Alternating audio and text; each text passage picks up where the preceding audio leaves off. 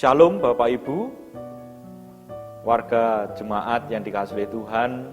Saat ini kita akan bersiap untuk melaksanakan ibadah keluarga atau ibadah Patuan Brayat yang masih tetap kita lakukan di rumah kita masing-masing bersama dengan orang-orang yang kita kasihi. Maka marilah kita mengawali jalannya ibadah kita pada saat ini dengan mengangkat satu pujian dari Kidung Jemaat nomor 33. Kita pujikan bait yang pertama dan yang ketiga.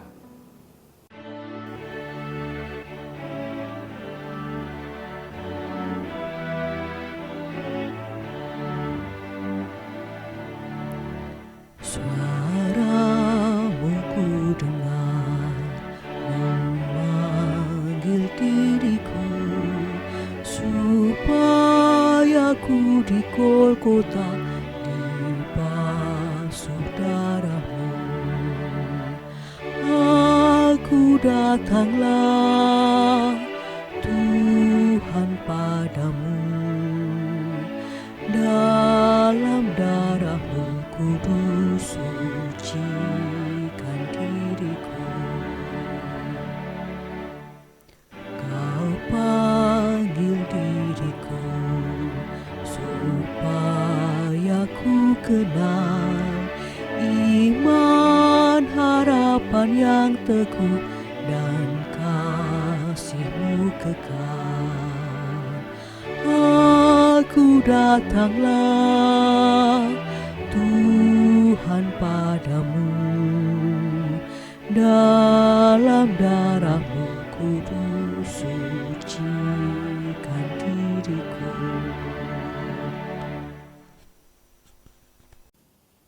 Kita mengambil saat teduh, kita menghadap Tuhan, memohon pertolongannya. Mari kita menghadap Tuhan. Ibadah Patuan Brayat pada saat malam hari ini kami lakukan dengan dasar pengakuan bahwasanya sumber pertolongan kami hanyalah berasal dari Tuhan Allah Bapa yang telah menjadikan langit dan bumi, yang tidak pernah meninggalkan pekerjaan tangannya dan yang kekal kasih setianya. Salam damai sejahtera dari Allah Bapa dan Tuhan Yesus Kristus kiranya senantiasa ada bersama kita sekalian. Amin. Kembali kita mengangkat satu pujian, kita muliakan nama Tuhan. Kita nyanyikan Kidung Jemaat nomor 389, baitnya yang pertama dan yang keempat.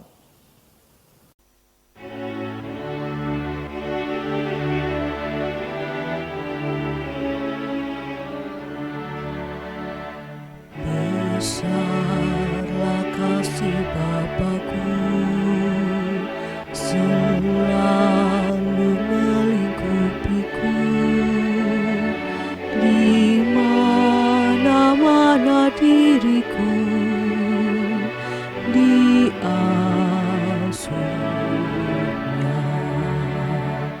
Ya Bapa, atas kasih-Mu yang selalu menaungiku, ku naikkan terima kasihku kepadamu.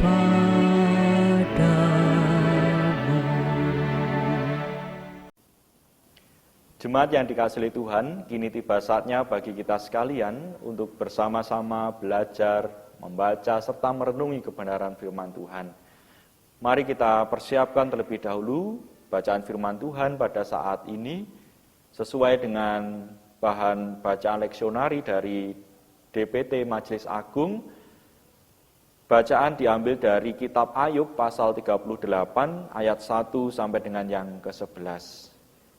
Kitab Ayub pasal 38 ayat 1 sampai dengan yang ke-11.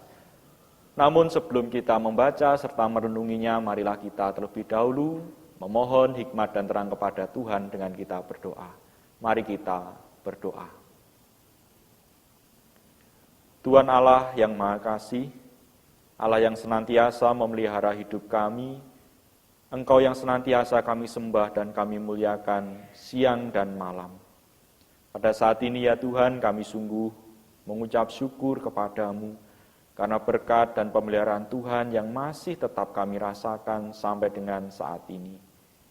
Kami telah memuji, memuliakan nama-Mu ya Tuhan. Kalau sebentar lagi kami juga akan membaca serta merenungi kebenaran firman-Mu, kiranya kuasa, roh, akal, budi, dan hikmat dari Tuhan hadir dan turun atas kami semua. Apa yang akan kami baca, terima, dan dengarkan bersama, biarlah dapat tertanam, terpelihara di dalam hati setiap kami, terlebih-lebih juga dapat kami lakukan di dalam hidup kami setiap hari. Atas hamba-Mu yang Engkau percaya untuk menaburkan benih-benih kebenaran firman-Mu ya Tuhan, biarlah kuasa dan tuntunan Tuhan sendiri yang bekerja atasnya. Dia berbicara bukan atas kepandaiannya sendiri, melainkan sungguh-sungguh Tuhan yang berbicara atas kami semua.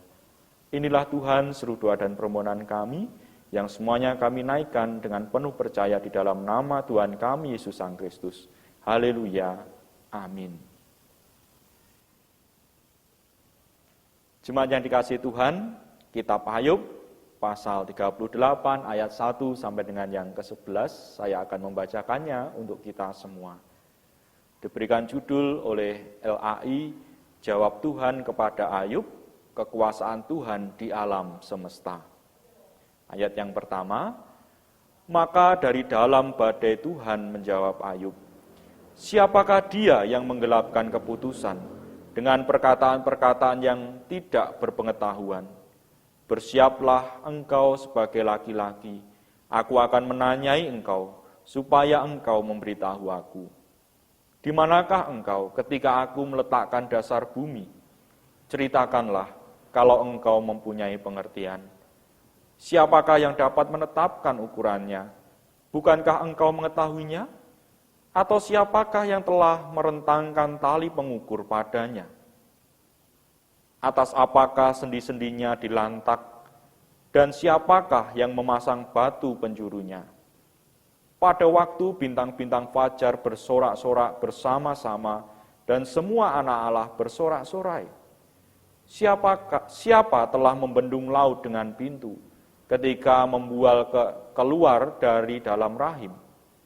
Ketika aku membuat awan menjadi pakaiannya, dan kekelaman menjadi kain bendungnya, ketika aku menetapkan batasnya, dan memasang palang dan pintu, ketika aku berfirman, sampai di sini boleh engkau datang, jangan lewat, disinilah gelombang-gelombangmu yang congkak akan dihentikan.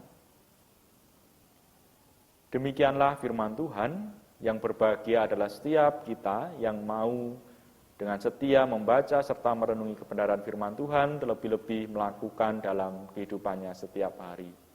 Haleluya. Amin. Mari kita sambut firman Tuhan sebelum kita renungi bersama dengan kita memuji nama Tuhan kembali menggunakan Kidung Jemaat nomor 50A. Kita pujikan bait yang pertama dan yang keenam.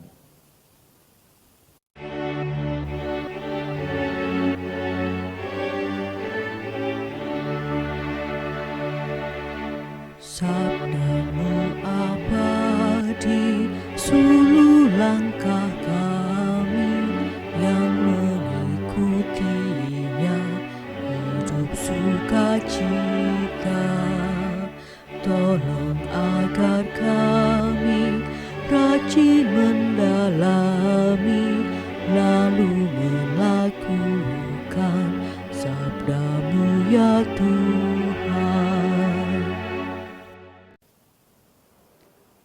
Ya, Bapak, Ibu, serta saudara yang dikasihi Tuhan, sudah sekian lama kita menjalani hari-hari kita, hidup berdampingan dengan pandemi COVID-19 atau virus corona. Pekerjaan menjadi terganggu, ya berkaitan dengan itu mungkin juga keuangan menjadi terganggu, kita diliputi dengan kekhawatiran, ketakutan, atau bisa jadi kita pun merasakan rasa sedih dan duka cita. Mungkin beberapa di antara kita, anggota keluarga kita ada yang terkena atau tertular dari virus corona ini. Nah, yang jauh lebih memprihatinkan adalah ketika beberapa saat yang lalu Organisasi Kesehatan Dunia atau WHO menyatakan bahwa virus corona ini tidak akan pernah hilang dari antara kita di tengah-tengah kehidupan ini, sehingga kita pun diajak untuk menyesuaikan diri.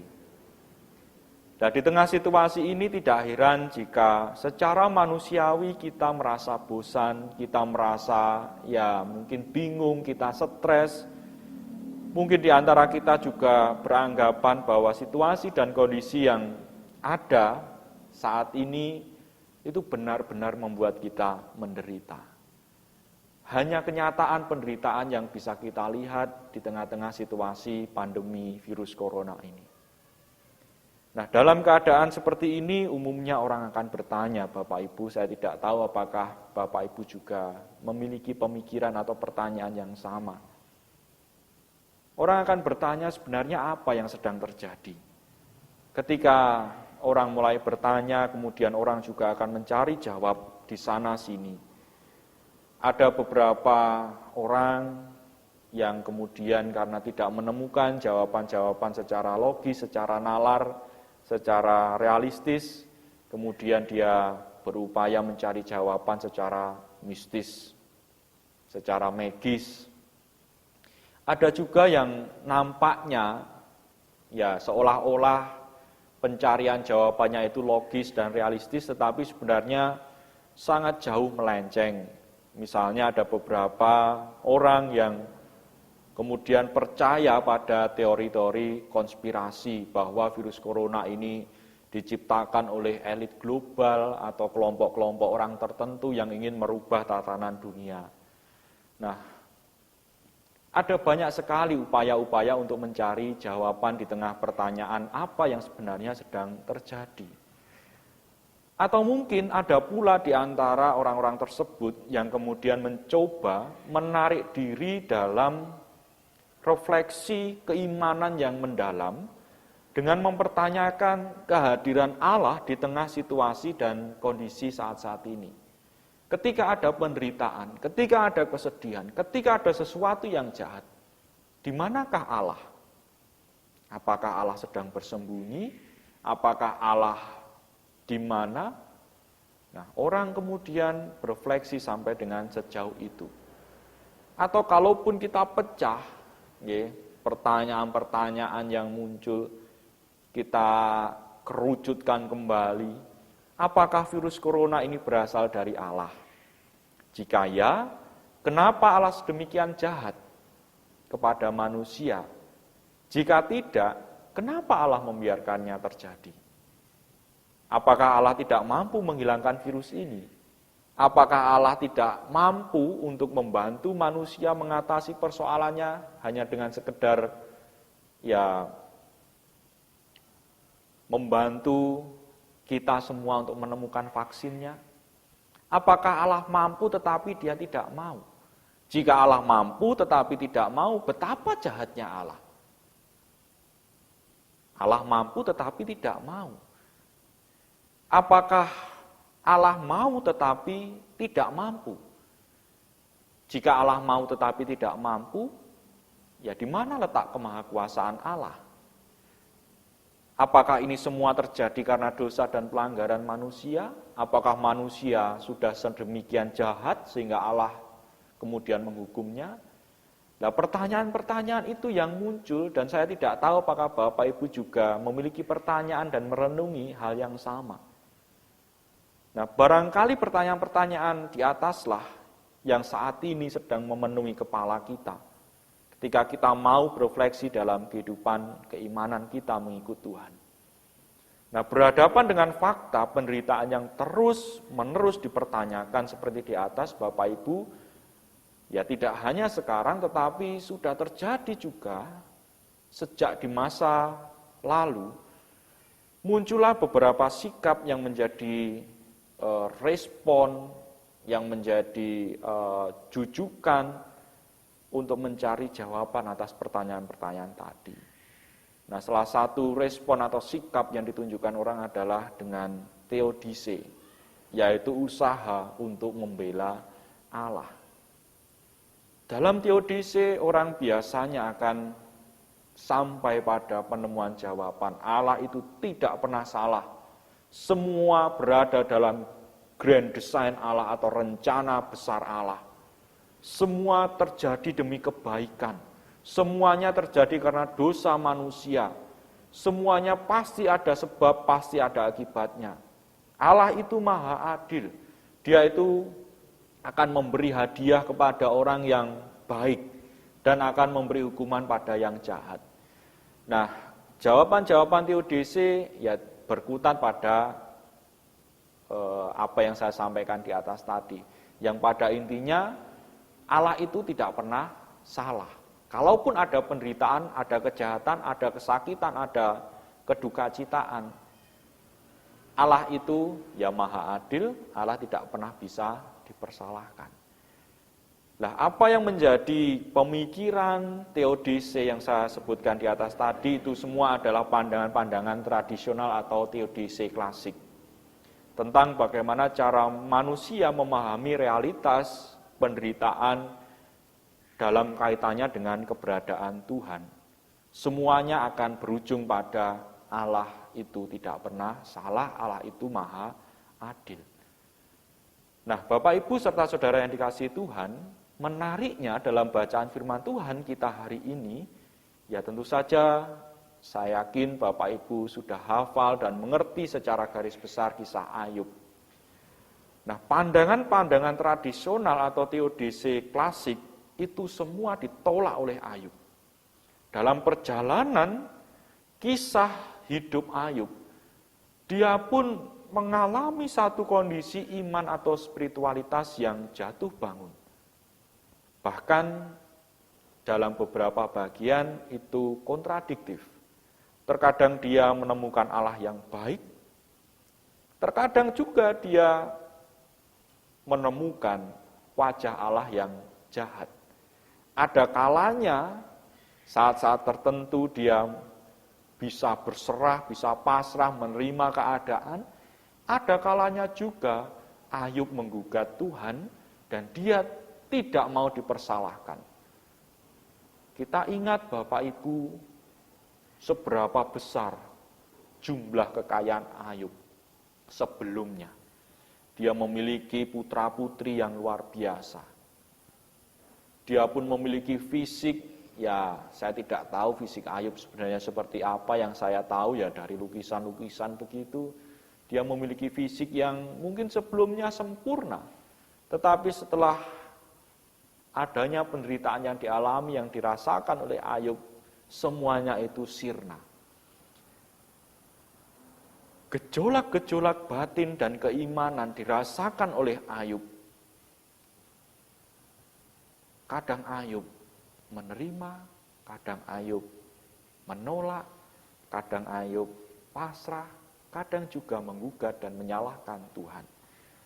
Nah, gejolak-gejolak batin dan iman yang dirasakan oleh Ayub ini digambarkan dengan percakapan atau ya perbincangan dengan 3 orang sahabat Ayub yang diceritakan dalam seluruh kisah Alkitab mengenai Ayub ini, yaitu Sofar, Bildad, dan Elifas.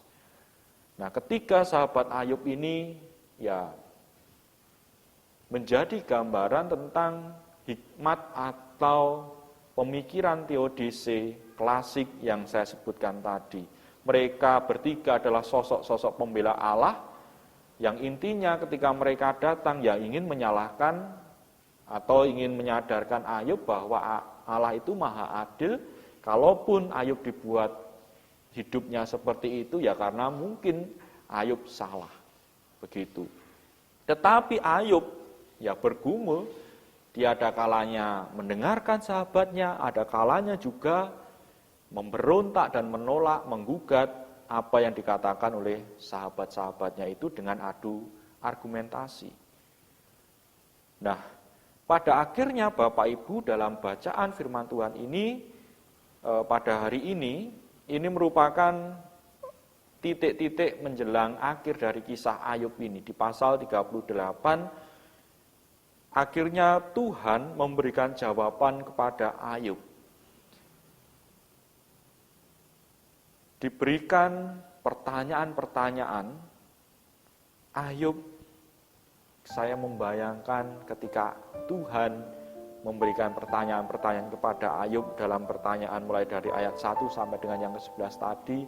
Ayub hanya duduk, termenung, terdiam, dan tidak bisa berkata apa-apa. Ayub pun sampai pada titik penemuan bahwa manusia tidak akan pernah mampu untuk mengerti, untuk sampai bisa memahami, untuk sampai pada titik jawaban akhir atau final untuk mengerti segala realitas kehidupan ini. Ayub sampai pada titik Allah itu misteri. Kalau dalam keyakinan atau falsafah Jawa, Gusti tan kena kinaya ngopo. Allah atau Tuhan tidak pernah bisa terpikirkan, tidak pernah bisa dijangkau, tidak pernah bisa digambarkan, tidak pernah bisa terselami oleh akal pikiran manusia.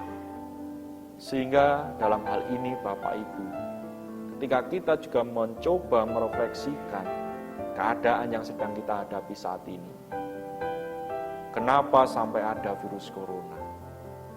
Tidak bisakah Tuhan hanya sekedar membantu kita untuk menemukan vaksinnya, penyembuhnya, atau menghilangkan virus corona ini di antara kita? Tetapi kita pun tidak tahu apa yang sebenarnya terjadi dan kita alami. Panggilan Allah kepada manusia adalah menjalani hidup dengan segala kesempatan dan tantangannya sebagai seorang yang beriman dan terus berpegang teguh kepada Allah. Dalam setiap kondisi, manusia diharapkan terus berupaya mencari wajah Tuhan yang penuh kasih. Kita boleh bertanya dari mana asalnya penderitaan, dari mana asalnya kejahatan, dari mana asalnya kesedihan. Kita boleh merasa bahwa beban penderitaan kita terlalu berat. Kita boleh bertanya dari manakah dan apakah yang diperbuat Tuhan saat penderitaan itu terjadi. Namun apapun jawaban yang kita temukan, yang kita peroleh, sadarilah bahwa itu bukanlah jawaban akhir. Mungkin juga bukan jawaban yang sepenuhnya benar. Kita tetap buta untuk memahami realitas Tuhan. Allah adalah misteri beserta dengan seluruh kehendak-Nya yang terjadi, kehendak-Nya yang ada di tengah-tengah kita. Rancangannya tidak terselami, tapi kita tetap percaya bahwa sekalipun rancangan Tuhan tidak bisa kita mengerti, percayalah rancangannya adalah yang baik dan indah pada saatnya nanti. Sebagaimana pujian yang akan kita lantunkan bersama-sama, Pelangi Kasih-Nya, saya ajak bersama Bapak Ibu yang bisa lagu ini kita menyanyi bersama-sama.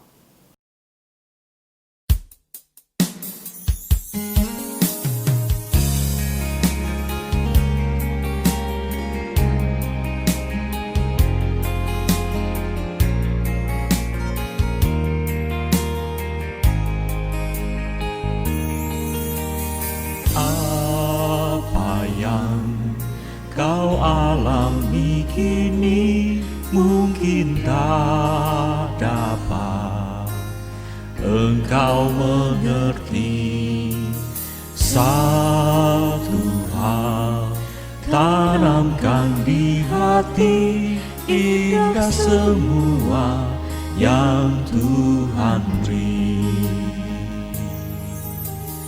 Tuhanmu tak akan memberi ular beracun pada yang minta roti. Cobaan yang engkau alami tak melebihi kekuatanmu. Tangan Tuhan sedang merendam suatu karya yang agung mulia. Saatnya kan tiba nanti, lihat pelangi kasih-Nya.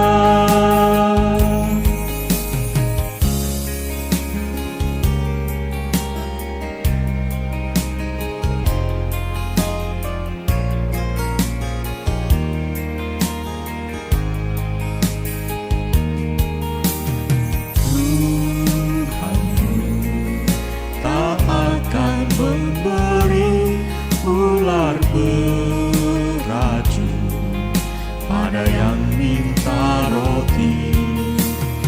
Cobaan yang engkau alami tak melebihi kekuatanmu. Tangan Tuhan sedang merendah suatu karya yang agung mulia. Saatnya kan tiba nanti, kau lihat pelangi kasih-Nya. Tangan Tuhan sedang merendah suatu karya yang agung mulia. Saatnya kan tiba nanti, kau lihat pelangi kasih-Nya.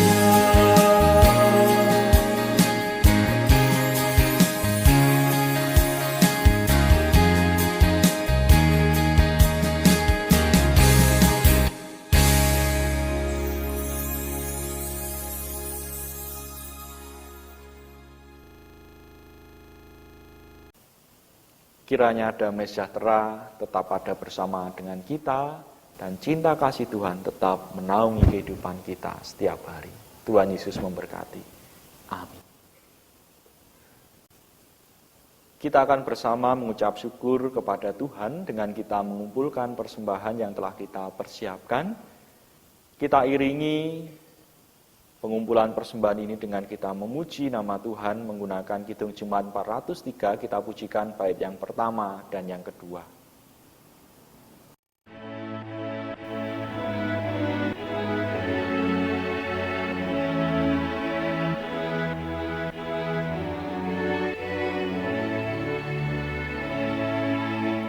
Hujan berkat kan tercurah, itulah janji kudus. Hidup segar dari surga kan diberi penebus.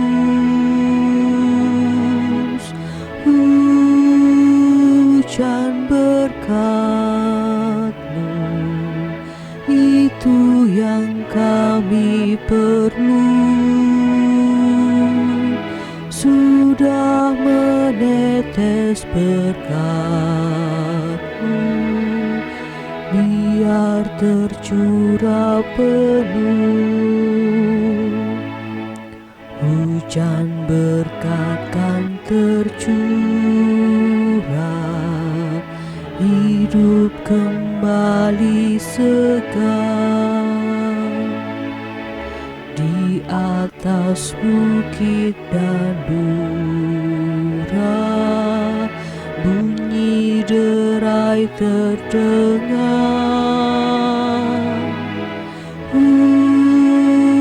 Hujan berkat-Mu,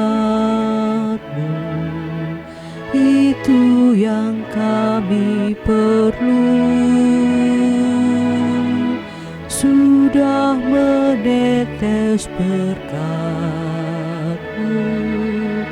biar tercurah penuh. Kita serahkan persembahan yang telah kita kumpulkan ke dalam tangan Tuhan, dan juga kita masuk dalam doa syafaat. Mari kita menyatukan hati kita kembali, kita berdoa. Kembali ya Tuhan, kami menghadap tahta-Mu Kami mengucap syukur dan berterima kasih atas berkat dan tuntunan cinta kasih Tuhan yang kami rasakan ketika kami membangun ibadah keluarga pada saat ini. Mulai awal hingga sampai dengan saat ini kami merasakan kami tidak berkekurangan. Terima kasih ya Tuhan atas firman-Mu yang juga telah kami dengarkan, yang menyadarkan kami semua bahwasanya sungguhnya kami tidak mampu untuk memahami dan mengerti apa yang sedang terjadi dan sedang kami alami di tengah-tengah kehidupan kami ini. Kami tidak mampu memahami apa yang menjadi kehendak Tuhan atas dunia ini. Meskipun demikian ya Tuhan, kami tetap meyakini dan percaya bahwa rancangan Tuhan adalah baik adanya atas hidup kami semua. Segala sesuatu yang terjadi adalah bagian dari apa yang menjadi rencana Tuhan demi kebaikan kami semua. Dan saat ini ya Tuhan, kami mengangkat doa untuk keberadaan setiap kami, warga jemaat yang senantiasa setia dan percaya kepada Tuhan. Kami menyerahkan Tuhan bagi mereka yang sakit, kiranya Tuhan berkenan memberikan kesembuhan. Bagi mereka yang saat ini sedang bergumul berbeban berat, Tuhan memberikan jalan keluar. Bagi mereka yang sedang mengalami masalah, baik itu pribadi maupun rumah tangga maupun kehidupan pekerjaannya, kiranya juga Tuhan berkenan hadir di tengah-tengah mereka. Kami pun juga berdoa ya Tuhan, untuk keberadaan bangsa negara kami, kiranya Engkau memberkati menyertai kami semua. Untuk para dokter, perawat, tenaga medis, dan para relawan yang tetap harus berjuang di tengah-tengah pandemi virus corona ini, Tuhan pun yang juga menjaga mereka. Kami menyerahkan setiap kami ya Tuhan ke dalam tangan kasih-Mu. Kami serahkan gereja, kepunyaan Tuhan yang ada di seluruh muka bumi ini. Secara khusus kami menaikkan doa untuk gereja GKJW, tempat di mana kami bersekutu. Biarlah melalui GKJW nama Tuhan tetap dipermuliakan dan dapat terus dipermuliakan bagi setiap orang. Dan kami pun juga menyerahkan Tuhan persembahan yang telah kami kumpulkan bersama-sama di tengah peribadatan kami saat ini. Kiranya Engkau berkenan menguduskan, menyucikan persembahan ini dan menjadikan persembahan ini sebagai sarana bagi semakin lebarnya kerajaan Tuhan di tengah-tengah dunia ini. Seusai ibadah ini ya Tuhan, kami akan melanjutkan perjalanan hidup kami. Apapun yang akan kami kerjakan, apapun yang akan kami lakukan, kiranya Tuhan tetap bersama kami, menaungi kami dengan cinta kasih Tuhan, sehingga segala sesuatu yang kami kerjakan dapat membawa damai sejahtera bagi kami, dapat senantiasa dipenuhi dengan keselamatan dan berkat dari Tuhan. Inilah Tuhan seluruh doa dan permohonan kami, yang semuanya kami naikkan dengan penuh percaya, hanya di dalam nama Tuhan kami Yesus Sang Kristus. Haleluya. Amin. Jemaat yang dikasihi Tuhan, kita akan mengakhiri jalannya ibadah keluarga pada saat ini. Marilah kita akhiri dengan kita mengangkat satu pujian sebagai nyanyian penutup dari Kidung Jemaat 416. Kita pujikan bait yang pertama dan yang ketiga.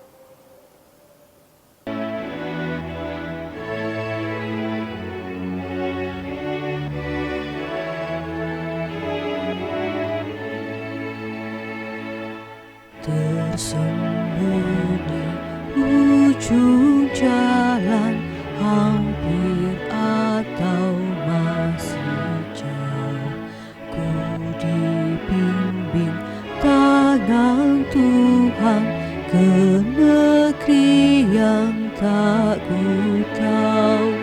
Bapa ajar aku ikut, apa juga maksud-Mu, tak bersangsi atau takut, beriman tetap teguh.